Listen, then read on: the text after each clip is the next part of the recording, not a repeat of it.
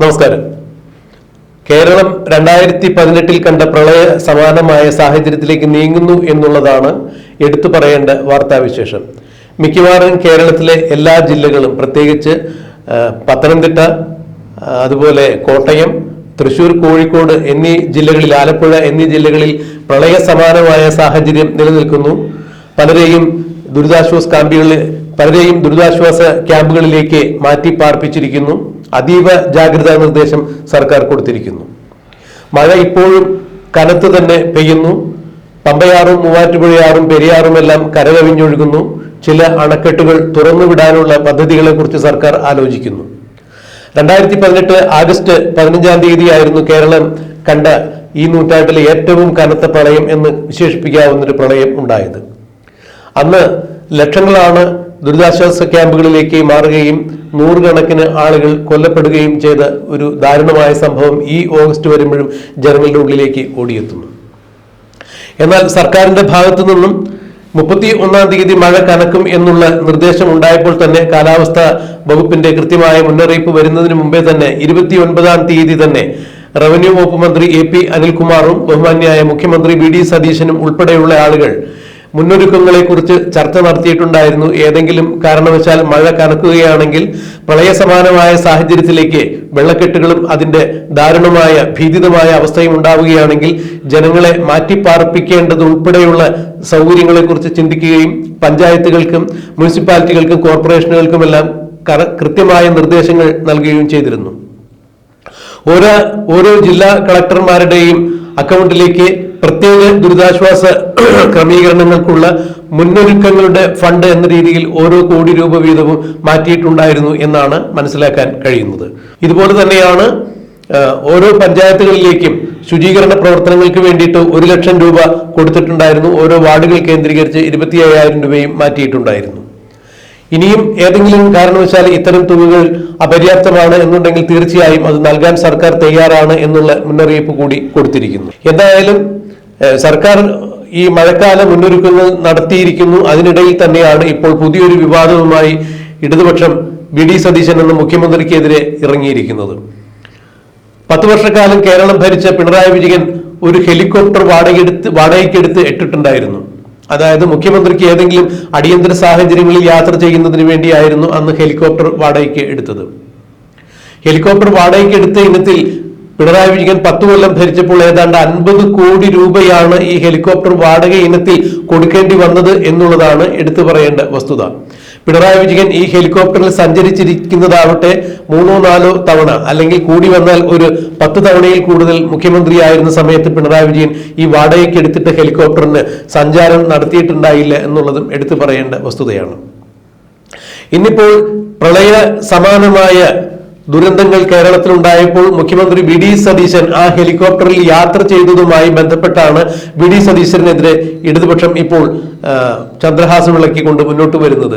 Pinarayi Vijayan helicopter വാടകയ്ക്കെടുത്ത് കേരളത്തെ കട്ടുമുടിച്ചു എന്ന് പറഞ്ഞ ആളുകൾ പിന്നീട് എന്തിനാണ് ആ ഹെലികോപ്റ്റർ ഉപയോഗിച്ചത് എന്ന തരത്തിൽ തന്നെയാണ് ഇപ്പോൾ മുഖ്യമന്ത്രി VD സതീശനെതിരെ ഇടതുപക്ഷത്തിന്റെ സൈബർ വിങ്ങുകളെല്ലാം ഇറങ്ങി തിരിച്ചിരിക്കുന്നത്. ഹെലികോപ്റ്റർ വാടകയ്ക്ക് എടുത്തിട്ട് അത് ഉപയോഗിച്ചാലും ഇല്ലെങ്കിലും, അതായത് ഹെലികോപ്റ്ററിൽ പറന്നാലും ഇല്ലെങ്കിലും ഏതാണ്ട് 10 വർഷക്കാലം കൊണ്ട് 48-50 കോടി രൂപ അതിന് കൊടുക്കേണ്ട ഒരു സാഹചര്യത്തിലാണ് ഇത്തരം ഒരു പ്രവൃത്തി എന്നുള്ളത് ഓർക്കുക. ഹെലികോപ്റ്റർ വാടകയ്ക്ക് എടുത്തിട്ടുണ്ട്. അത് കൃത്യമായി ഈ കാലയളവിൽ പറക്കുന്നതിനും പറന്നാലും പറന്നില്ലെങ്കിലും 50 കോടി കൊടുക്കണം എന്ന് പറയുമ്പോൾ കൃത്യമായ നിശ്ചിതമായ ഇത്ര കിലോമീറ്ററുകൾ പറന്നതിന് ശേഷം പിന്നീട് പറക്കുന്ന ഓരോ കിലോമീറ്ററുകൾക്കും ഓരോ മണിക്കൂറുകൾക്കും ഏതാണ്ട് 90,000 കോടി രൂപ വെച്ചാണ് കൊടുക്കേണ്ടത്. 15,000 കിലോമീറ്ററുകൾ സഞ്ചരിച്ചു കഴിഞ്ഞാൽ പിന്നീട് പറക്കുന്ന ഓരോ മണിക്കൂറുകൾക്കും 90,000 കോടി രൂപ വീതം കൊടുക്കേണ്ടി വരും, അധികമായി കൊടുക്കേണ്ടി വരും ഹെലികോപ്റ്റർ കമ്പനിക്ക്. ഏതാണ്ട് 50 കോടി രൂപയുണ്ടെങ്കിൽ ഒരു പുത്തൻ ഹെലികോപ്റ്റർ തന്നെ വാങ്ങിക്കാം എന്നുള്ളൊരു സ്ഥിതിവിശേഷം ഉള്ളപ്പോഴാണ് ഇതുപോലെ 50 കോടി രൂപ 10 വർഷത്തേക്ക് പിണറായി വിജയൻ പൊടിച്ചത് എന്ന് തന്നെയല്ല, പിന്നീട് ഈ കരാർ തുടരുന്ന തരത്തിൽ തന്നെയാണ് പിണറായി വിജയൻ ഇത് ഉണ്ടാക്കി വെച്ചിരിക്കുന്നത്. അതായത് വീണ്ടും 3.0 ആവർത്തിച്ച് മൂന്നാം വട്ടവും പിണറായി വിജയൻ അധികാരത്തിൽ വരും എന്നുള്ള ഒരു ലക്ഷ്യത്തോടു കൂടി തന്നെ ഹെലികോപ്റ്റർ കമ്പനിയുമായി ഉണ്ടാക്കിയ ഈ കരാർ വി.ഡി. സതീശൻ സർക്കാരിന്റെ കാലത്ത് നീക്കം ചെയ്യാൻ പറ്റാത്ത സ്ഥിതിയിലായിരുന്നു അത്തരം ഒരു കരാർ ഉറപ്പിച്ചിട്ടുണ്ടായിരുന്നത്. അതുകൊണ്ട് തന്നെയാണ് വി.ഡി. സതീശൻ ഈ പ്രളയ ദുരന്തം അല്ലെങ്കിൽ പ്രളയ സമാനമായ ദുരന്ത സാഹചര്യം നിലനിൽക്കുന്ന അവസ്ഥയിൽ ആ ഹെലികോപ്റ്ററിൽ യാത്ര നടത്തിയത് എന്നുള്ളതാണ് എടുത്തു പറയേണ്ട വസ്തുത. ഇതിനെതിരെയാണ് ഇപ്പോൾ പിണറായി വിജയന്റെ സംഘാടകരുടെയും എല്ലാം വിമർശനങ്ങൾ ഉയർന്നു വന്നിരിക്കുന്നത് എന്നുള്ളതും എടുത്തു പറയേണ്ട വസ്തുതയാണ്. മറ്റൊരു കാര്യം കൂടി ഇപ്പോൾ വി.ഡി. സതീശനെതിരെ ഉയർന്നു വരുന്നു. അദ്ദേഹം കഴിഞ്ഞ ദിവസങ്ങളിൽ മലപ്പുറം ജില്ലയിലായിരുന്നു അദ്ദേഹത്തിന്റെ പര്യടന പരിപാടികൾ. മുഖ്യമന്ത്രി എന്ന രീതിയിൽ മലപ്പുറം ജില്ല കേന്ദ്രീകരിച്ച് അദ്ദേഹത്തിന് നിരവധി പ്രോഗ്രാമുകൾ ഉണ്ടായിരുന്നു.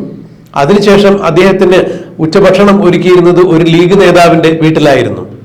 ഒരു നേതാവ് അല്ലെങ്കിൽ ഒരു അതിഥി നമ്മുടെ വീട്ടിലേക്ക് വരുമ്പോൾ ആതിഥേയനാണ് അവർക്ക് ഏത് തരത്തിലുള്ള ഭക്ഷണം കൊടുക്കണം, ഏത് നിലവാരമുള്ള ഭക്ഷണം കൊടുക്കണം, എങ്ങനത്തെ ഭക്ഷണം കൊടുക്കണം എന്നുള്ളതൊക്കെ തീരുമാനിക്കുന്നത്. ചിലർ 1-2 വിഭവം ഒരുക്കും, ചിലർ മേശ നിറയെ വിഭവങ്ങൾ ഒരുക്കിയായിരിക്കും അതിഥിയെ സ്വീകരിക്കുക.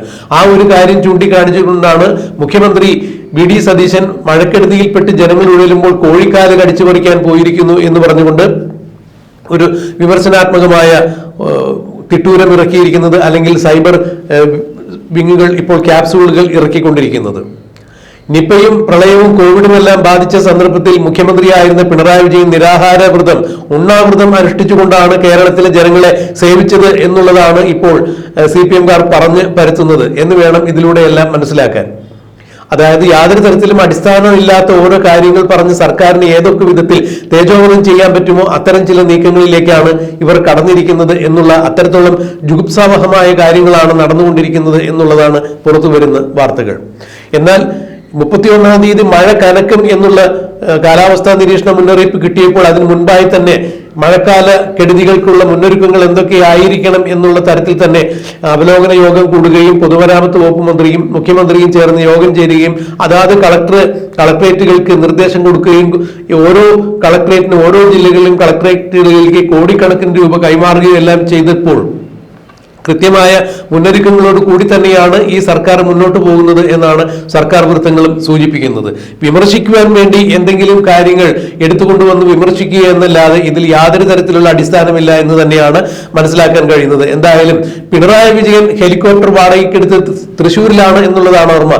പാർട്ടി കോൺഗ്രസിൽ പങ്കെടുക്കുന്നതിന് വേണ്ടി ഈ ഹെലികോപ്റ്റർ ഉപയോഗിക്കുന്ന കാഴ്ചയാണ് പിന്നീട് നമ്മൾ കണ്ടത്. അന്ന് CPM-കാർ പറഞ്ഞത് പിണറായി വിജയൻ ആ ഹെലികോപ്റ്ററിൽ പാർട്ടി സമ്മേളനത്തിന് പോയിട്ടുണ്ടെങ്കിൽ അതിന്റെ ചിലവ് പാർട്ടി ഫണ്ടിൽ നിന്ന് കൊടുക്കും എന്നുള്ളതാണ്. എന്നാൽ നാളിതുവരെയും പിണറായി വിജയൻ പാർട്ടി കോൺഗ്രസിൽ പങ്കെടുക്കുന്നതിന് വേണ്ടി, പാർട്ടി സമ്മേളനത്തിൽ പങ്കെടുക്കുന്നതിന് വേണ്ടി വാടകയ്ക്കെടുത്ത് ഹെലികോപ്റ്റർ ഉപയോഗിച്ചിട്ട് അന്ന് പറഞ്ഞതിന്റെ പണം CPM-കാർ കൊടുത്ത രേഖ ഇന്നുവരെയും അവർ പുറത്തുവിട്ടിട്ടില്ല. അങ്ങനെ ഏതെങ്കിലും രേഖകൾ അവരുടെ കയ്യിലുണ്ടെങ്കിൽ തീർച്ചയായും ആ രേഖ ഈ അവസരത്തിലെങ്കിലും പുറത്തുവിടേണ്ടതാണ്. പിണറായി വിജയൻ പാർട്ടി ഫണ്ട് ഉപയോഗിച്ചാണ് പാർട്ടിയുടെ സമ്മേളനത്തിന് വേണ്ടി ഹെലികോപ്റ്റർ ഉപയോഗിച്ചത് എന്നുള്ള കാര്യം ജനം മനസ്സിലാക്കട്ടെ. വെറുതെ അടിസ്ഥാനരഹിതമായ കാര്യങ്ങൾ പറഞ്ഞു വരുത്തി പിണറായി വിജയൻ സർക്കാരിന്റെ കാലത്ത് കരാറുണ്ടാക്കി വാടകയ്ക്ക് എടുത്തിട്ട് പറക്കാത്ത ഹെലികോപ്റ്ററിന് ഏതാണ്ട് 50 കോടി രൂപയോളം സർക്കാർ ഖജനാവിൽ നിന്ന് വാടക ഇനത്തിൽ കൊടുക്കുമ്പോൾ, ഒരു ദുരന്ത സമാനമായ സാഹചര്യം നിലനിൽക്കുമ്പോൾ ആ ദുരന്ത സമാനമായ പ്രദേശങ്ങൾ സന്ദർശിക്കുന്നതിന് വേണ്ടി മുഖ്യമന്ത്രി വി.ഡി. സതീശൻ ആ ഹെലികോപ്റ്ററിൽ ഒരു തവണ പറന്നതിനാണ് ഇപ്പോൾ ഇത്രത്തോളം വലിയ പുകിലുകൾ ഉണ്ടാക്കുന്നത് എന്നുള്ളത് എടുത്തു പറയേണ്ട വസ്തുതയാണ്. അക്ഷരാർത്ഥത്തിൽ ഈ പ്രളയ സമാനമായ സാഹചര്യത്തിൽ സംസ്ഥാനം മുഴുവൻ നടുങ്ങി വിറങ്ങലിച്ച് നിൽക്കുമ്പോൾ ജനങ്ങളോടൊപ്പം എങ്ങനെ ചേർന്ന് നിൽക്കാം എന്നുള്ളതിലുപരിയായി എങ്ങനെയാണ് ഭരണപക്ഷത്തെ വിമർശിക്കാനൊരു അവസരം വീണ് കിട്ടുക എന്നുള്ളത് നോക്കി നടക്കുന്ന ജനങ്ങളോട് എന്താണ് പറയുക എന്നുള്ളത് മാത്രമേ ഇവിടെ സൂചിപ്പിക്കാൻ സാധിക്കൂ. അതായത് മകൻ മരിച്ചിട്ടായാലും വേണ്ടില്ല, മരുമകളുടെ കണ്ണീര് കണ്ടാൽ മതി എന്ന് പറയുന്ന ചില അമ്മായിയമ്മമാരുടെ രീതിയിലേക്ക് പിണറായി വിജയനും സംഘവും അധപ്പതിച്ചിരിക്കുന്നു എന്ന് വേണം ഇതിലൂടെ മനസ്സിലാക്കാൻ.